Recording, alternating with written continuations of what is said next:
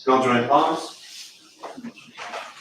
And repeat after me. I take refuge in the Buddha. I take refuge in the Buddha. I take refuge in the Dharma. I take refuge in the Dharma. I take refuge in the Sangha. I take refuge in the Sangha. Keeping the palms joined.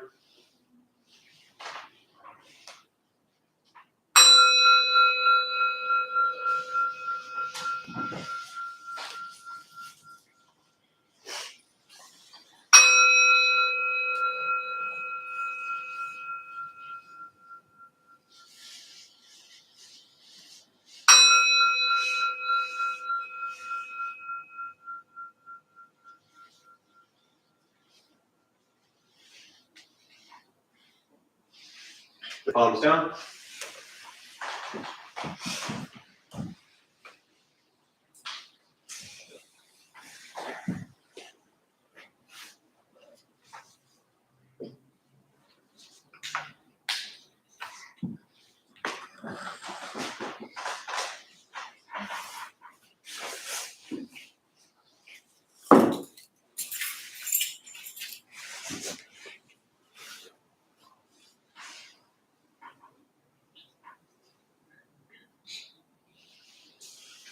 All right, good evening, everybody. Welcome back. Nice to see you all. Anyone here for the first time? What brings you here? My friend Mo. Say again? My friend Mo. And what did your friend Mo say about coming here? Well, I've been reading and interested in Buddhism and meditating, so we talked about it, and she was like, "Oh, you should check it out." Nice. Well, thank you. I joined a session online last week or a couple days ago or something, and a friend introduced me, so I came here to check it out. Right on. Okay. Welcome. Thank you. Who else first time here? What brings you here? Now that you knew you had to talk, let's raise your hand. Yeah. I just thought fun. My friend Madison invited me. We were hanging out. We thought we would extend the hang out and come by and, speak with y'all. Right on. Well, glad you're here. It's a good friend, of course. Yeah. Anyone else for the first time? Those who keep coming back, why? Why show up here? Yeah. I love to recenter myself, just recenter myself once a week at least. Does that mean you're not centered the rest of the week outside of here? Sometimes. Yeah. I'm human. When everyone does everything you want them to, then everything's fine, right? Yeah, I guess. All right. What else? Why show up? Those of you who keep coming. Yeah. Food's great. The food is great. Yeah. We provide the best meals around town, as I'm told. Yeah. Good company. Good company. Yeah. What else? I want to have another outlet or group to have the kind of questions and discussion that seems to arise. Sure. Yeah, it's an interesting comment because, a lot of people, especially for those who might be newer, when we begin to explore Buddhism, and by newer, I mean in the first 5 years, when we begin to explore this stuff, we don't tend to spend our days with lots of people who are really looking at our levels of greed and anger and ignorance, and really challenging ourselves around all this stuff. We're just wrapped up with ourselves and people who are being greedy, angry, and ignorant. And most people don't want to sit and explore that. So finding, as you know, the Sangha, the community, to really look at that stuff is important. What else? One more. Anybody who wants to share? Yeah. This is my gift to myself, right? This is my little time for myself that I can claim and not have to be invited to this. Yeah. But it happening. For sure. Yeah, it's interesting. When you say it's your time for yourself, this is self-care. And yeah, in Buddhism, I get it. We talk about non-self and all that stuff. You've heard me say 1,000 times, but this is recognizing hey, I'm still here and I'm important.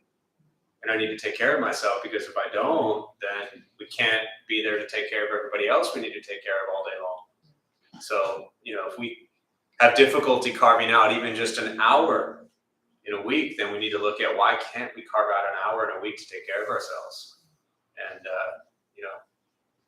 And, thankfully, because you're here almost all the time, you're carving out way more than an hour. So that's good. But yeah, don't forget that on this path, whatever path you're on, whatever spiritual journey you're on, whatever meditative thing you're doing or learning to do, always understand that you have to come back and try to take care of yourselves and not escape, but take care of you, because your heart, your mind is really the foundation of everything you do all day long. And if you don't take a few moments each day to take care of that, you can burn out pretty quickly. And like I said, then if you burn out, you're just of no use to anyone. So, all right, so with that, we'll start with the meditation practice. To those who are joining virtually, welcome, glad you're here. Hopefully, we've had some difficulty the last couple of days with sound and things like that, so we've kind of adjusted some wires and other stuff, so hopefully things are better now, but we'll find out soon. Ironically enough, when we tested, everything is fine, and then when we've gone live the last couple of days, it's been weird, so hopefully we're all right. But if you are virtual, feel free to say hello. There's a chat box on your screen somewhere. So a couple things to tell you for those who might be brand new or sitting for the first time. Nothing's going to happen to you. You're not going to float away. You're not going to have any mystical, magical experiences. The mind that races all day long is not going to shut off. Don't judge your practice when you don't ask yourself, is this working or not working? Are you doing it right? Are you doing it wrong? We're just going to sit. We're going to breathe. You'll hear sounds inside, sounds outside. This is life. Life is filled with chaos. And this practice is learning to get quiet and still within all of the chaos. Posture, you just want to be comfortable. If you are on a cushion, often it helps slide into the front third. Pushing the stomach forward allows the back to straighten. If you're on a bench or chair, however you're seated, just try to sit up straight, relaxing the shoulders. Hands can be on the knees or in the lap. If you need to move during meditation, simply move. Movement doesn't make you a bad meditator. It just means your leg hurts or you have an itch. So simply move and return to stillness. I will guide us as we begin, and we'll settle into a little bit of silence. Most important, do not expect anything. We're just going to sit and breathe.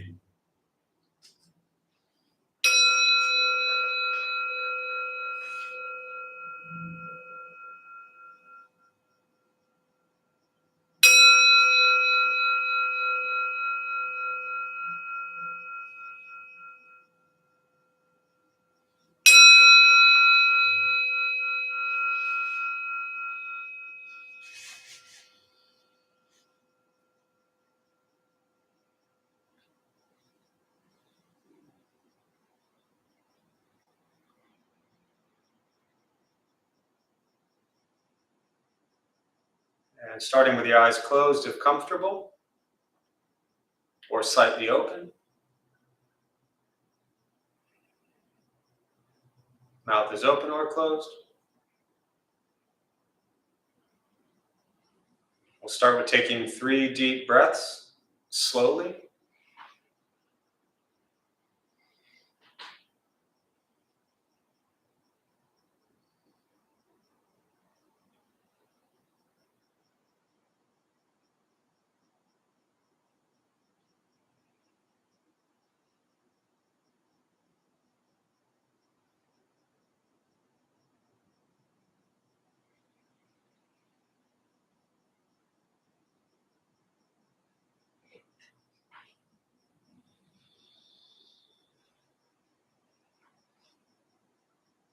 And eventually, settle into a natural rhythm of the breath.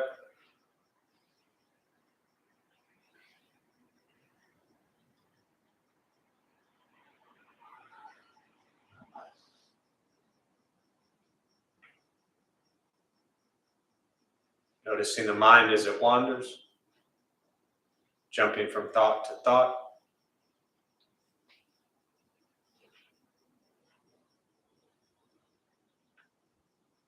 Start with gently guiding the attention, focus to the stomach or chest.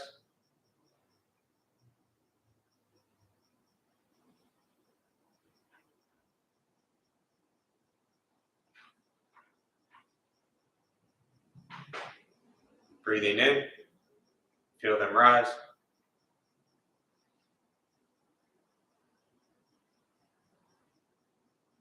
Breathing out, they fall.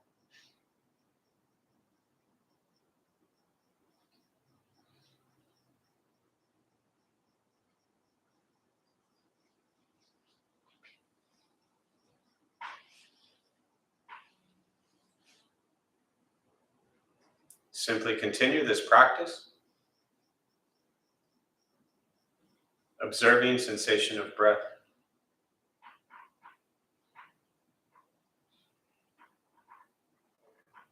Expecting nothing but to sit and breathe.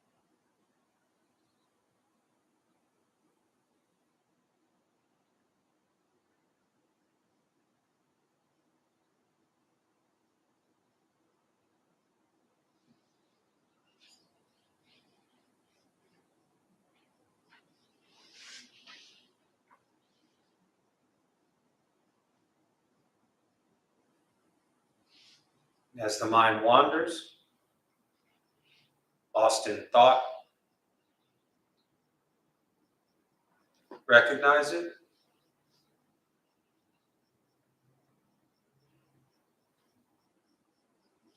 Release that thought.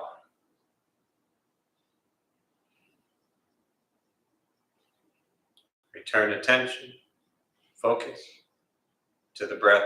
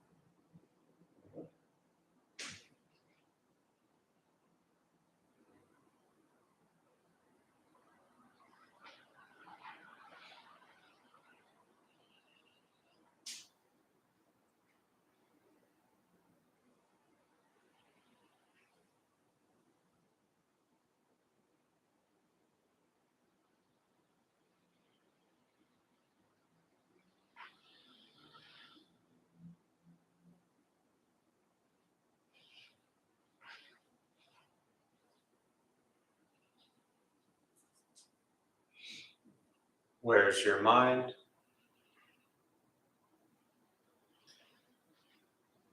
Lost in thought? Return to breath.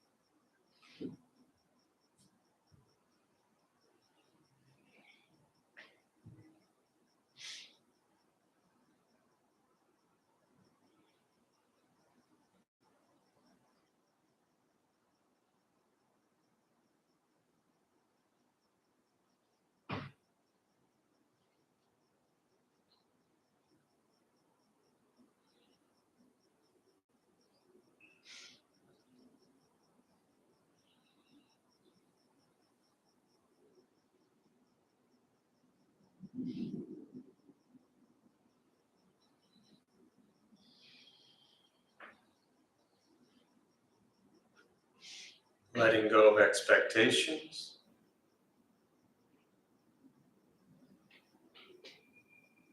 Letting go of judgment from the practice.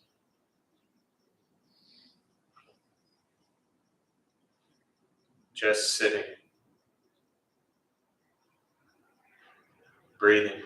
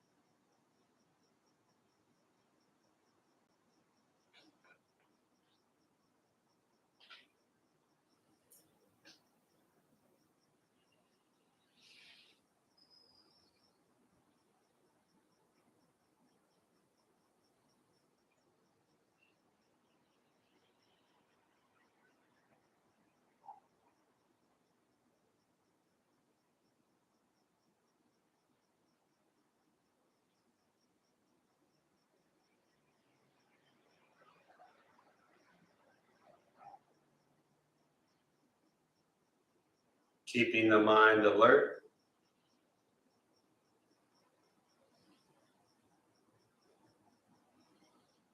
Aware of each sound.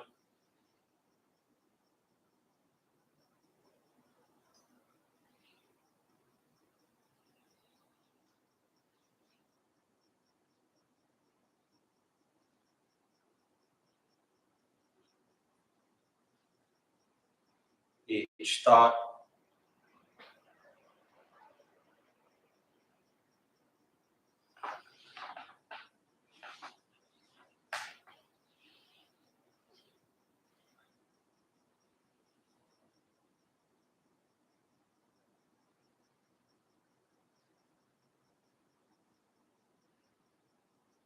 Each physical sensation.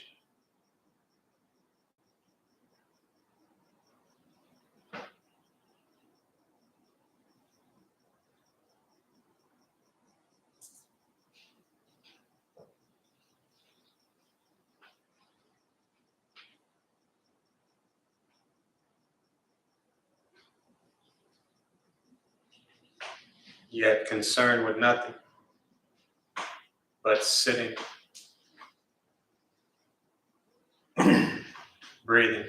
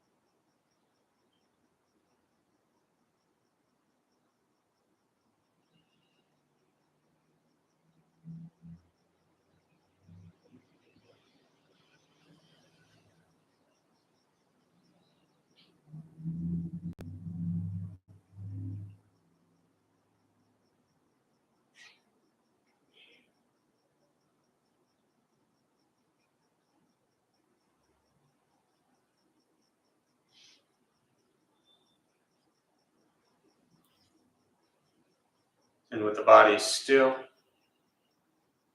rested,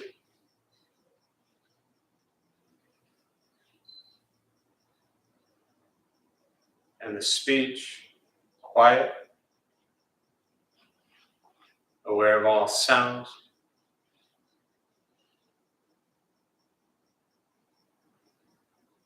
and the mind learning to settle.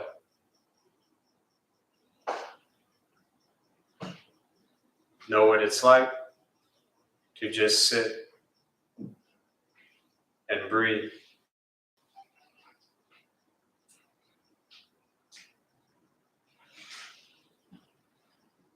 Knowing with each breath, there's nothing else to do.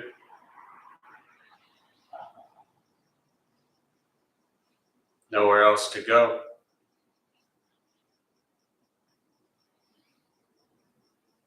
And no one else to be.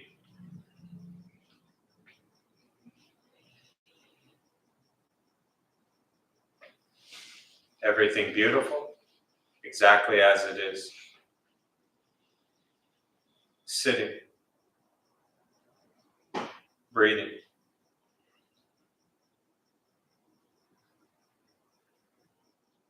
And once again, taking 3 deep breaths, slowly.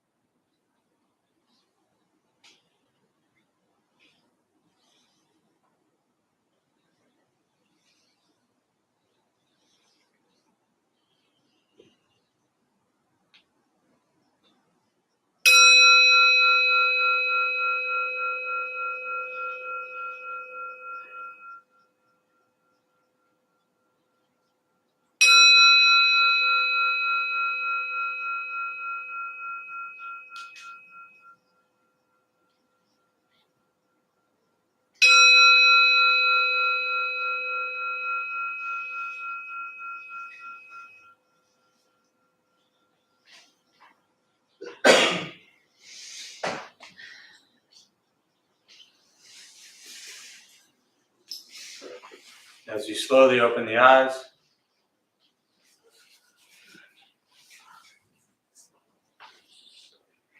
slowly beginning to move.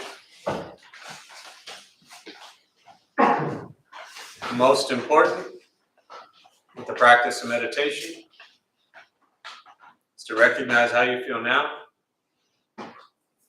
immediately after. Compare this to how you typically feel throughout your day. Recognize the difference, if there is one.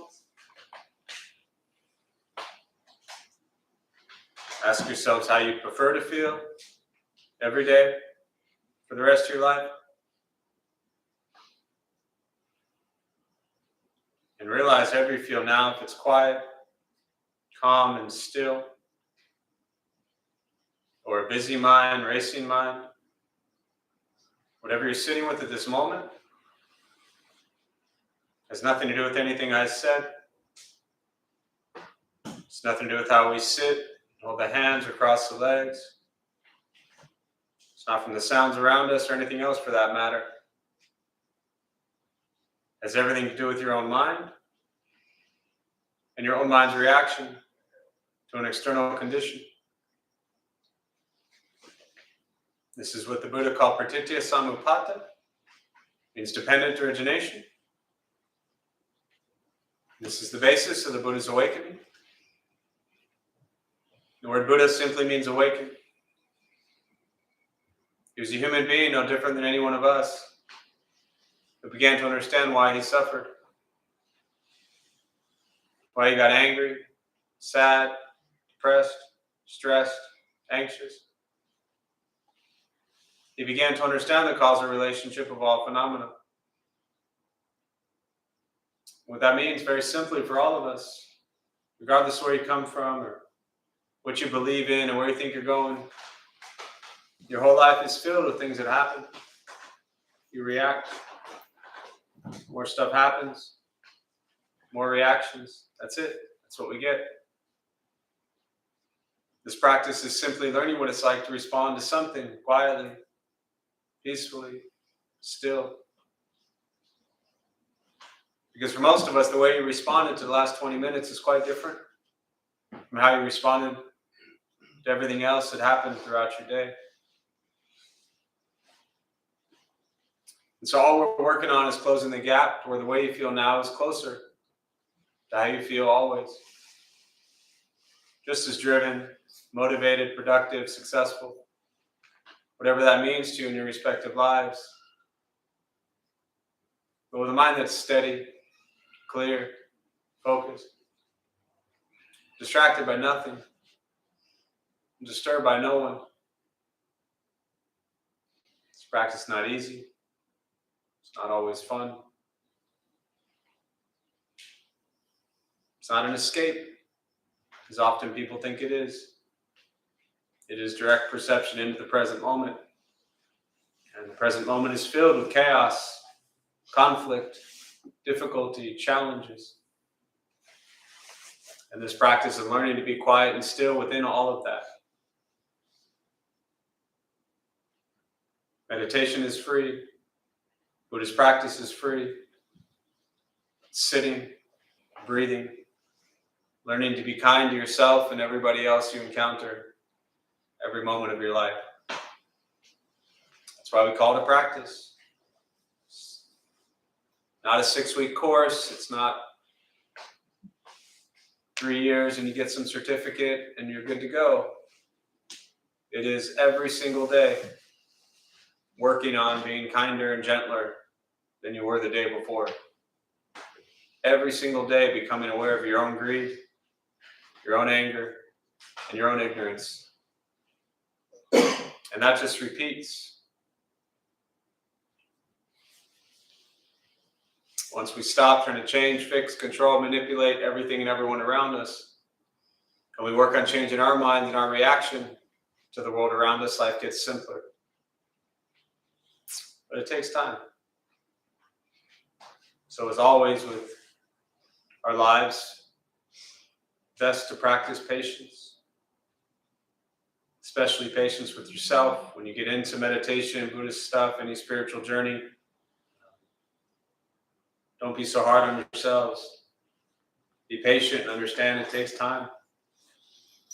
If you've been greedy, angry, and ignorant for 30 years, it's going to take more than 3 months to cut through some of that. So give yourself a break. You're only human. Doing the best you can. And very often we're hardest on ourselves, and that alone causes so much conflict in our lives. So with that, I'll pause. For me, really just prefer to respond to questions. Meditation, Buddhist practice, anything that you're sitting with. And we use the rest of our brief time this evening, and I'll respond to your thoughts or questions. And again, for those who are joining virtually, thanks for sharing. I'm glad for now the sound technical difficulties may have been worked out, so glad you can hear okay. And if you do have questions virtually, again, feel free to put them in the chat box, and I'll do my best to respond there as well. So we'll open up to questions. Yes. I've been thinking about grief and sorrow this week and trying to fit it into this idea that suffering is, the root cause of suffering is greed, anger, and ignorance. And like, I guess you can kind of argue that grief fits into those three, but it's not a very satisfying answer for any of them. Like, Sure.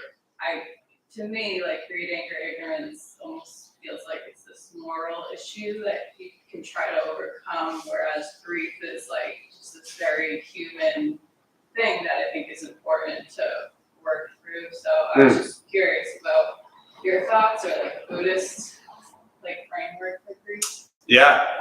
No, great question, and I'll do my best to paraphrase it for those who are virtual. Your question really is around understanding greed, anger, ignorance, but where grief and sorrow fit in, and that you said, which I loved, I guess you could argue grief and sorrow could fit into greed, anger, ignorance somewhere. I mean, we could argue anything really.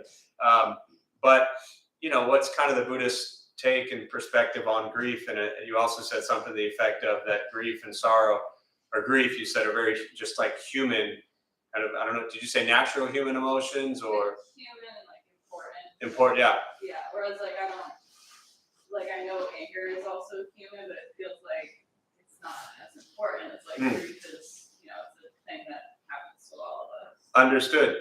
So, and actually, since you said that about, you understand that anger is also a human reaction or emotion, what if we just take away important, the word important? Because based on what you just said, this isn't what I was initially going to say, but when you said that, let's look at that for a moment. Understanding that anger is just a human emotion reaction, as is grief. But one seems important, the other doesn't. One we like, one we don't, one we expect to deal with. It's not fair to say we like grief, but we've almost just assumed that grief and sorrow are okay, and anger is not, which is why you said earlier that it almost seems like a moral thing, yeah? So if we just take away importance and just understand that we all experience greed, we all experience anger, we all experience ignorance, and we all experience grief. It doesn't have to be any more complicated than that. Right? The Buddha was, and again, this is really for those who may be brand new, when we look at kind of cutting through this sense of self and this ego and cultivating loving kindness and compassion and wisdom, for example, the Buddha wasn't saying be emotionless and don't have grief. The Buddha wasn't saying don't be sad or in pain when we lose loved ones, animals, you know, which are loved ones, but whatever it might be. These are things we're going to experience in our life.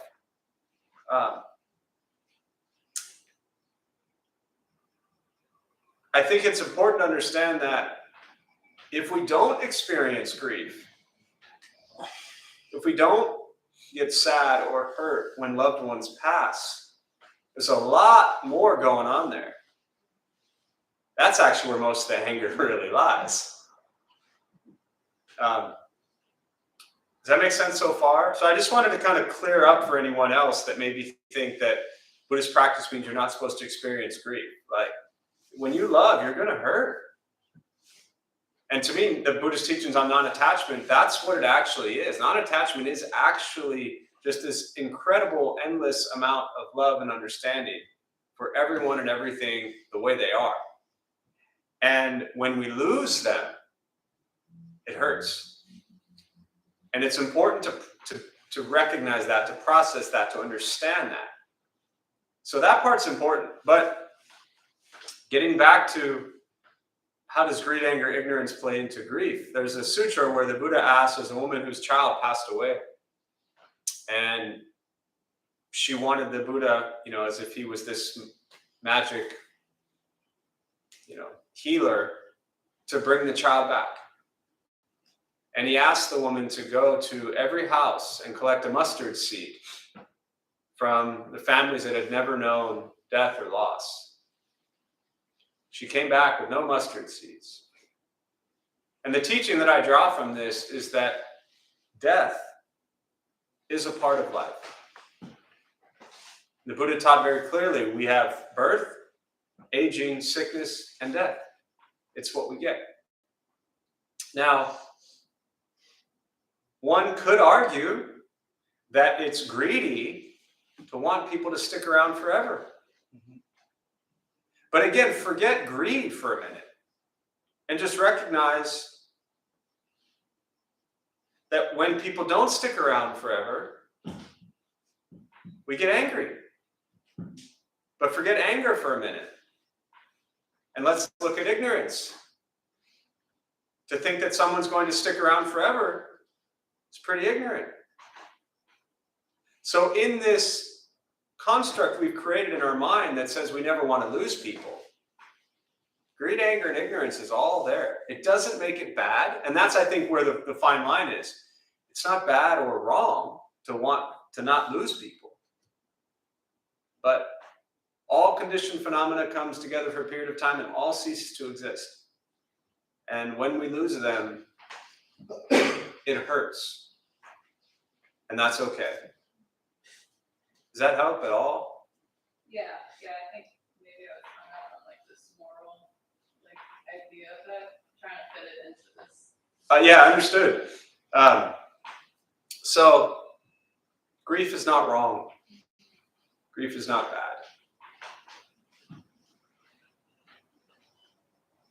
And I think, along those same lines, and I'm just rambling early as always, but it's important to understand that what loss can teach us, what death can teach us, what grief can teach us, is that since we know that everything is going to come together for a period of time and cease to exist, hopefully we can see that, like the depth of that, and learn to really have endless gratitude and appreciation for everyone and everything in our lives. Because we don't know how long they're going to be there. That's just the truth.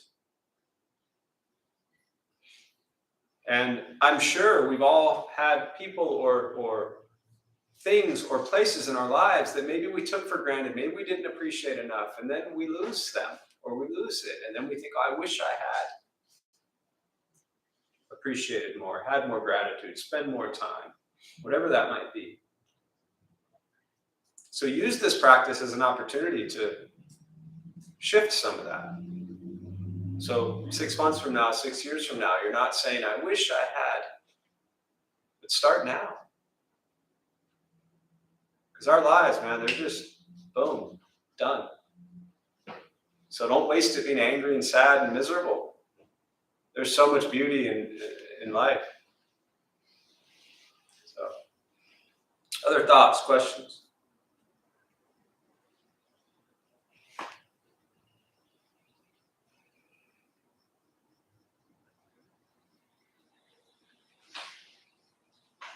I was wondering if there will be another training. What kind of training? I saw the website. I saw some kind of training that I saw. Do you want me to train you how to hit the bell? We could do a training right now, an advanced training. This isn't even in the training you're asking about, so you could actually be a more advanced Buddhist than those fools who are wasting 8 weeks doing something else, right? Are you talking about the Engaged Buddhist training program? Yes. There will be more, yes. There won't be another one this year, but yeah, there'll be more. Don't worry. We just spent 8 weeks confusing people anyway, so. Just saved you 8 weeks. Yeah. How does Buddhism consider the importance of like memory? Because I find myself overanalyzing a lot of things, and as I continue to practice Buddhism, I find that they tell you not to overanalyze things. And so I guess the consideration is I don't want to keep repeating habits or repeating things in my life that aren't, I don't feel like good for me. And that comes with memory and analyzing to get there. But I also feel like a lot of Buddhist practice is more just about being in the moment and not thinking about it, just being where you are. But then if that keeps hitting these, you know. Oh, I know. But what's your name? Sean. Sean. Stop reading. That's my first piece of advice for you. Based on that question. I'm going to address the rest, but I mean that very seriously. Take a break from, are you reading and have you read a bunch of Buddhist stuff recently? No, just over time, last week I've been going to a lot of these things and doing a lot of meditations, and I listen to a lot of like Alan Watts stuff, so I think that kind of Yeah. a lot of it. 4 hour thoughts, not one every. Yeah. So stop that. Okay. And I mean that again very seriously. Let me respond to your question directly, because you know your questions really are just kind of like textbook Buddhist teachings, and in the entire week that you've been doing all of this, you're struggling with why you haven't figured this shit out yet, right? And what I'm suggesting is take the next. You're how old? 27. Okay, I was going to guess about 28, 29. Take the next 5 years and slow down with your approach to Buddhism. And what I mean by that is you started with the question of what does Buddhism think about memory? Okay? We have memory. That's what Buddhism thinks about it. Right? My understanding of Buddhist teachings is we have memory. It's there. Memory can be really beautiful. Why would I want to lose my memory? Why would I want to forget all the beautiful, wonderful things that I've experienced in my life? I could tell you hours and hours and hours of incredibly beautiful memories. You know what those beautiful memories bring me? Joy, happiness. Memory is a good thing to have. Now, I can also tell you hours and hours and hours of terrible things I've done and tremendous pain that I've caused others and myself. Why would I want to forget those? If I remember them, it'll motivate and inspire me to stop doing them, which is the last part of your question. Everything you're asking all ties together, but you need to spend the next 5 years practicing to really begin to integrate it into your life. Okay? So memory is important. Keep it, have it. But be able to look at past experiences that are potentially negative and harmful and painful and traumatic and not allow them to destroy you and shatter you. Because what most people tend to do is sit around thinking about all the bad things that have happened to them in the past. I grew up angry, pissed off, destructive, violent, filled with rage. I get it. I've been there. Miserable, depressed, 16 years old, wanting to kill myself. So I could sit around and think about all that. Or I could think that's how I was back then, but that's not how I am right now. And it's a beautiful place to be able to reflect on all of that. Okay? Still with me? This stuff's hard. This isn't Alan Watts. Alan Watts is just going to confuse you. And that's what it's meant to do. But in the all 30 seconds that I've known you, based on your question and your expressions, Alan Watts is just going to confuse the hell out of you and not actually help you. I've read and listened to enough Alan Watts. Okay? He's brilliant. And unless you have a very strong foundation in Buddhist practice, it's not going to do you any good. You're just going to think. And again, in this interaction, all of now about 3 minutes, you're already thinking enough. And that's causing you tremendous pain and suffering in your life. So you first asked about memory. Keep it. You closed with asking about, or in the middle there, you're talking about overanalyzing. Okay, and that Buddhists seem to like not want you to overanalyze. The practice is to have an awareness of everything you're doing in the present moment. And what is occurring and arising in the present moment, which could be feelings of anger or sadness or depression based on thoughts of the past. What could be arising and the awareness in the present moment is feelings of stress or anxiety or fear or worry. And that's based on your mind wandering to the future. This practice is about learning to stay present with life as it arises.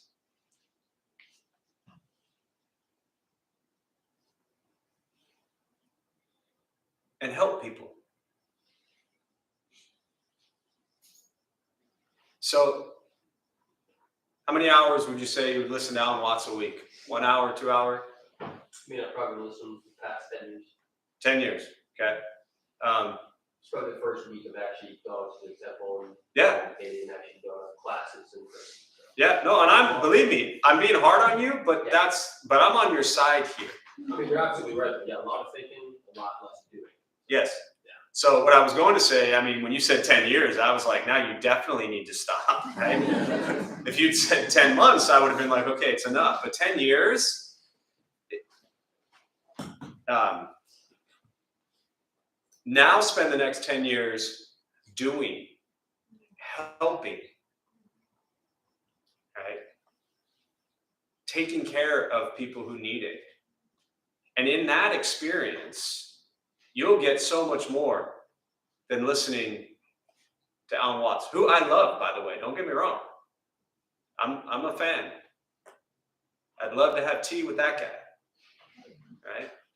Be a little tough right now, but he passed away a long time ago, for those who don't know. I just want to clarify why it'd be tough to have tea with him. So spend time helping. And you'll come out of that sense of self. Because all Alan Watts or any Zen teachers, you know, Shunryu Suzuki, D.T. Suzuki, all the great Zen masters teachers for, 2,000 years, all they're trying to do, in my ignorant, humble opinion, is to shatter all this thinking that we're doing, because we're always trying to think we know what we're supposed to do and we think we're right. And they're trying to confuse you so you can just go back to doing good stuff. And I'm trying to simplify it for you and saying, just go do good stuff and see how that makes you feel. So, hope that's helpful. Yeah. What else? Yeah. Go ahead, and then we'll go here. Yeah. Oh, okay. I was just thinking about the beginning, and someone said like, "Oh, I get really centered when I come here every week," and then you said, "Oh, well, are you not centered the rest of the week?"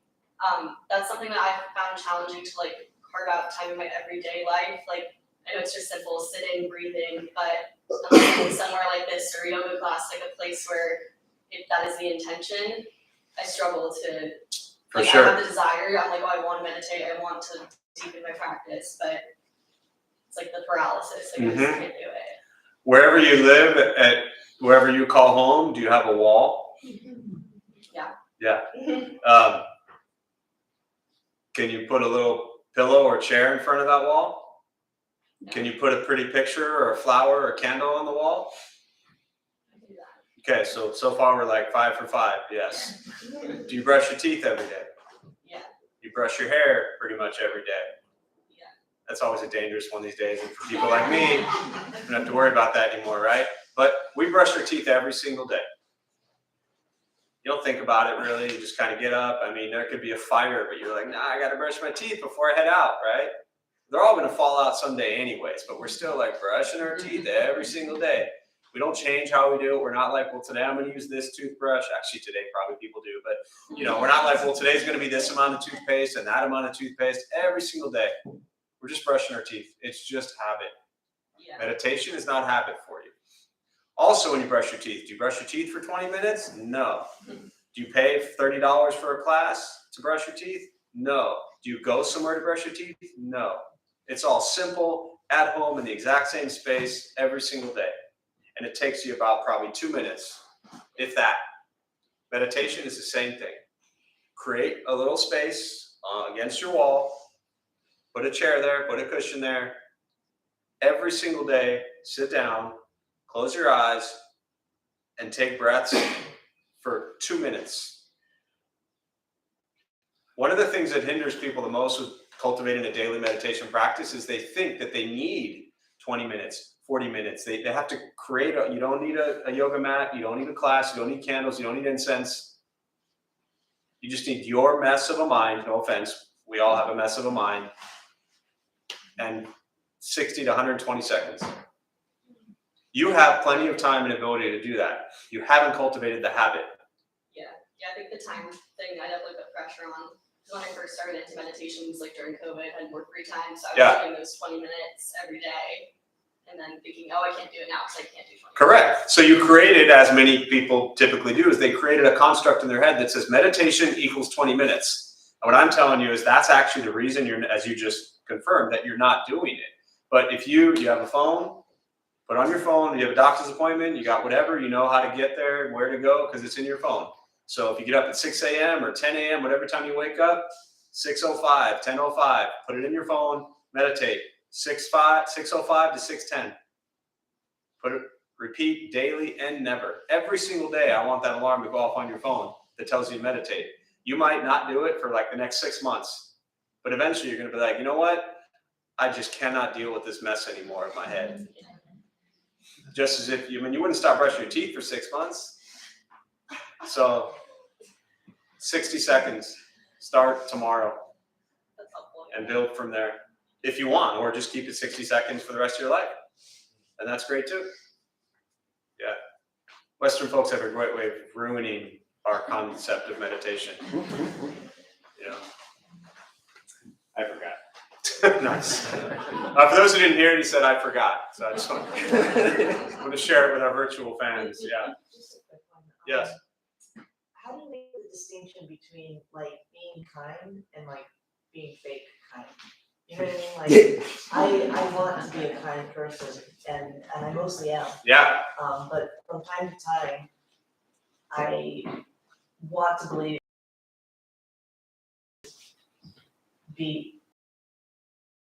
bothers me.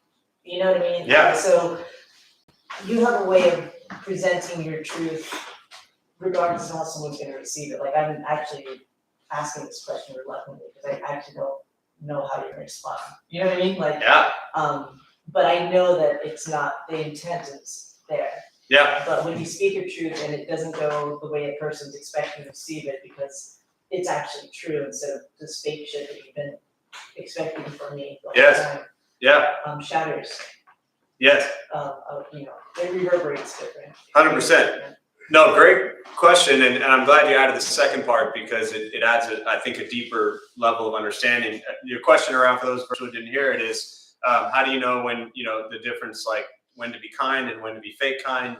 And then you talked about how, for me, when I respond, to me, I'm just sharing what to me is ultimate truth to me, and there's no attack. What you're getting at, the second part's really more important because that'll tie into the first part. What you're really getting at for me as a practice is I'm not attached to how anybody receives what I share.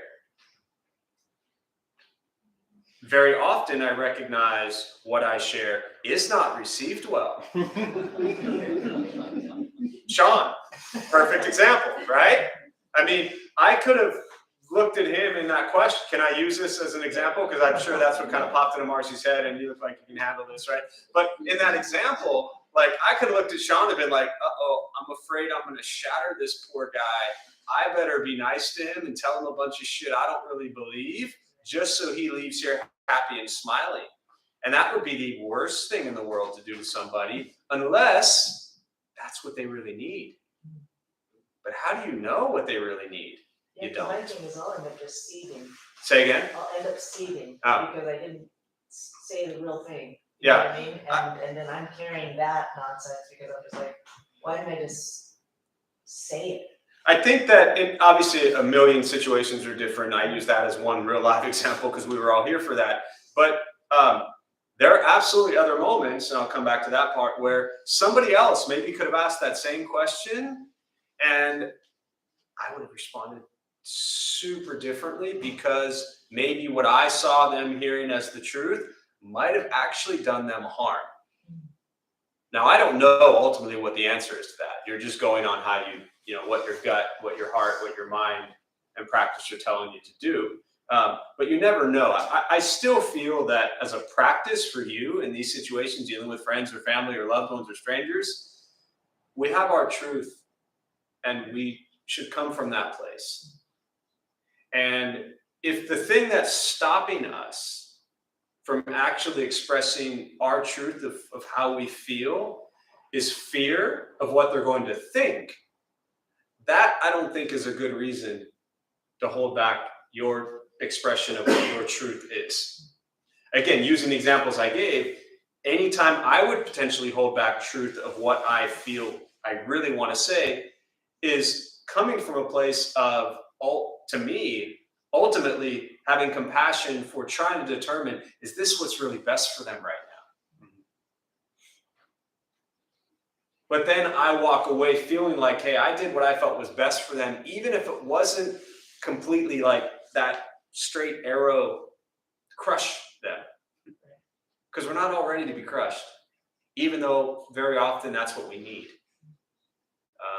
But again, the first part of your question, I just would have thought like it was you, Marcy, kind of roaming around being like, kind of afraid to share what I think because I'm worried about what people are going to think about me. And that's a practice where you want to just like, they're going to think about you regardless. Some are going to love you, some are going to hate you, and everywhere in between, no matter what. And I'm a big fan of just being true to yourself, and whatever they think about you, that's their mess, not yours. You I know? guess I'm kind of hung up on the idea of a good Buddhist in comparison to a bad one. Correct, and Like, yeah, I'm just like the regular one that probably isn't even worthy of, you know what I mean, like the title, like, I'm just like not sure how to even like fake it till you make it, like, I don't know. so yeah, I mean, your comment was you're hung. You said you're a little hung up, and I'll paraphrase that in a minute. But you're rephrase that in a minute. You said you're a little hung up on what's like the good Buddhist versus the bad Buddhist way to be. My rephrase is you're a lot hung up on that. There's me speaking my truth to you. That you're a lot hung up on that, and the practice is to shatter. This practice isn't about being Buddhist. It's always another caution I throw people who, when they are so gung-ho into this path, because it's changing their life and how they feel and how they see things, and it's beautiful. But don't get stuck in the trappings of like thinking that being Buddhist means anything. This practice is not about being Buddhist, right? I mean, I always say if there's 60 people here, there's maybe 2 of them that are Buddhist. If I say show of hands, how many of you are Buddhists? There's always 2 that are really excited to show it off, and then there's the 1/2 that's like not really sure. And the rest are like, nah, I'm just pissed off and miserable and trying to be happy. So Christian, Catholic, Muslim, Jewish, pagan, Mormon, or lack thereof, whatever your religion is or isn't, keep it, abandon it, that's up to you, but do not attach to being Buddhist. There's kind of this funny old cheesy expression, the Buddha himself was not Buddhist. Buddhism didn't exist, and he was just some dude they called the Buddha. He was Hindu. So don't try to be the good Buddhist. Try to be a kind person. And if that brings you closer to God, closer to Jesus, closer to whoever, then God bless you. Right? Yeah.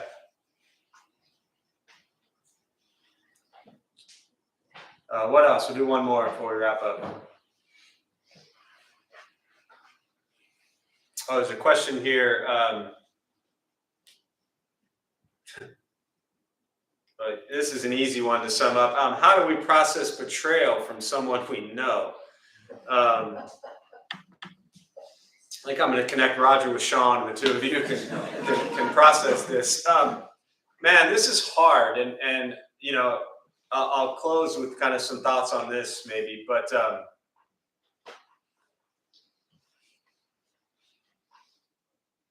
how do we process betrayal from someone we know? So, first part is try to take away the someone we know part.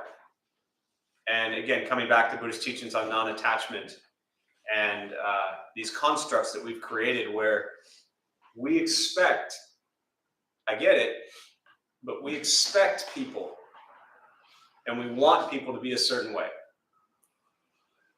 And they're not. They are who they are and they're how they are. And I get it, we want people to be a certain way. So when they don't act this way, we feel betrayed. Now, I think the question around how do we process betrayal from someone we know, the reason I suggest removing the someone we know part is just be with. And again, processing therapy is important. If you're in therapy, don't stop. If your therapist wants you to process and work through stuff, don't stop. But Buddhism is not processing, and Buddhism is not therapy. Buddhism is an awareness of what's present. And what's present is your feelings around betrayal. So you don't need to process that. You can't analyze that. I mean, you can, but that's not always going to fix it. To me, this practice, when you have been betrayed, is to be with, what does this feel like? This hurts. My heart hurts. My head hurts. My entire body feels like it's just been stomped on. Be with that and understand that that's what you're experiencing in that moment, and that's not about anybody else.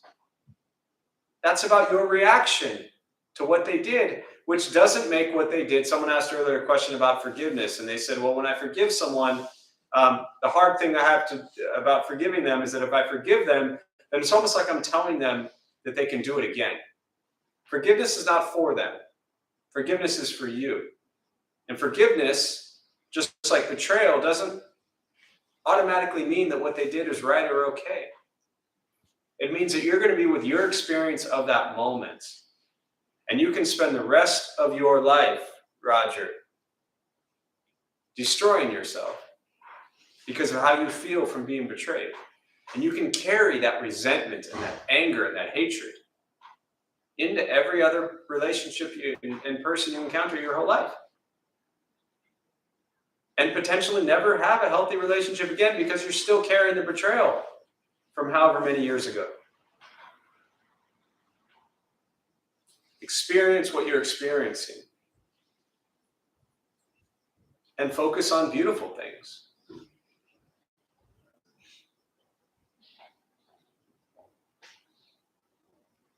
And learn to forgive. It's too late to get into this right now, but I often tell a story about Azim Kamiza, who forgave a 14-year-old boy who murdered his son. Tariq Kamiza Foundation, TKF. Muslim man, son was a 20-year-old pizza delivery guy at San Diego State, and a 14-year-old kid, gang initiation, shot and killed Tariq Kamiza. And Azim reached out to him. This was 25 years ago. It was the first juvenile tried as an adult in the state of California, and Azim reached out to him immediately after in forgiveness to say, I forgive you for murdering my son. There were victims at both ends of the gun. Us as a victim, our family, my son, and Tony Hicks, 14-year-old kid who felt the only way he could belong and feel safe was by joining a gang and having access to a gun and shooting and killing a 20-year-old kid. So he forgave him. He said it was the only way he could live, and he spent the next 25 years fighting to get out of it so he could actually work with him. They go into schools, they teach nonviolence and forgiveness. About a year and a half ago, Tony finally got out, and he works with Azim like a son, and they teach nonviolence and forgiveness. So I don't like to compare traumas. Everything is different. But what I know from working with Azim intimately for 2 or 3 years, that if a man can truly forgive someone who murdered his son, I think forgiveness for just about anything is possible. So try to find it, and it'll help. All right, I'm going to close on that. We'll join palms. May the benefit of this practice be shared with all beings in all directions. May all beings be at peace. May all be free from suffering. May any merit gained from this practice be transferred to those who need it most.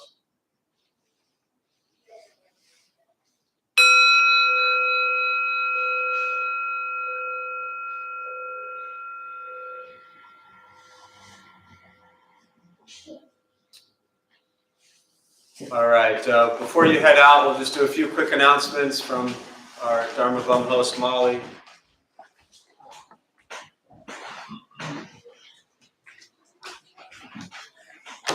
Hi everyone, I'm tonight's host Molly. We opened the Dharma Bum Temple 17 years ago to introduce Buddhist practice to those who show up. Those who lead are not nuns, monks, gurus, masters, or teachers, and are not looking for students. They're simply practitioners sharing their interpretation of the practice. Every night we have different classes led by different people from various Buddhist traditions. We have a recovery sangha that meets several times a week for anyone with addiction, and our food redistribution program is every Thursday at 5 p.m. We have classes and programs every day, and everything we offer here is always free. The full schedule is on our website and also posted in the entryway above the shoe rack. We have a lending library. If you see a book you like, feel free to borrow it, then bring it back whenever you are done with that. Please straighten your seat or cushion before you head out. If a few people could stay to close and latch the windows, that would be helpful. Thank you for being here. We wish you well and hope to see you all again. Thanks, Molly. Thank you all.